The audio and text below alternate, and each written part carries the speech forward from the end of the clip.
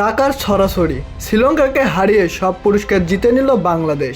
শ্রীলঙ্কাকে টি-20 সিরিজে হারিয়ে কত টাকা পেল বাংলাদেশ?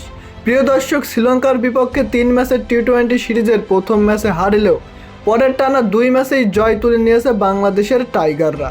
শেষ ম্যাচে দাপুটে জয় পেয়েছে তারা, যেখানে শ্রীলঙ্কা আগে ব্যাট করতে নামলে তাদেরকে 132 রানে আটকে রাখে বাংলাদেশ। বাংলাদেশের টাইগার বোলাররা দারুণ বোলিং করেছে, তার মধ্যে শেখ মেহেদী হাসান করেছেন অবিশ্বাস্য বোলিং। 4 ওভার বল করে মাত্র 11 রান খরচ করে 4 উইকেট নিয়ে শ্রীলঙ্কাকে একাই কুপোকাত করে দিয়েছিল তিনি।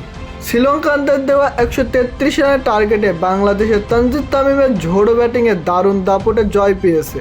16 ওভার 3 বল খেলে 8 উইকেটের জয় তুলে নেয় তারা। ব্যাট হাতে তানজিদ তামিম করে 73 রানের এক তাণ্ডবীয় ইনিংস।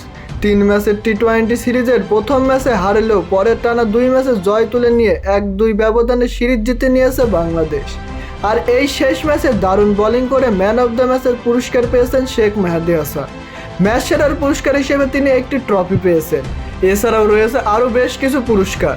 তার মধ্যে ম্যান অব দ্য ম্যাচের প্রাইজ মানি হিসেবে তিনি পেয়েছেন $1500, যা বাংলাদেশি টাকায় প্রায় 2 লক্ষ টাকার মতো। আর শেষ ম্যাচ জিতে বাংলাদেশ ম্যাচ উইনার হিসেবে পেয়েছে $2000। এছাড়া সিরিজ জয়ে বাংলাদেশ পেয়েছে $7500, যা বাংলাদেশি টাকায় প্রায় 9 লক্ষ টাকার মতো। আর Liton Kumar Das man of the সিরিজের পুরস্কার পেয়েছে।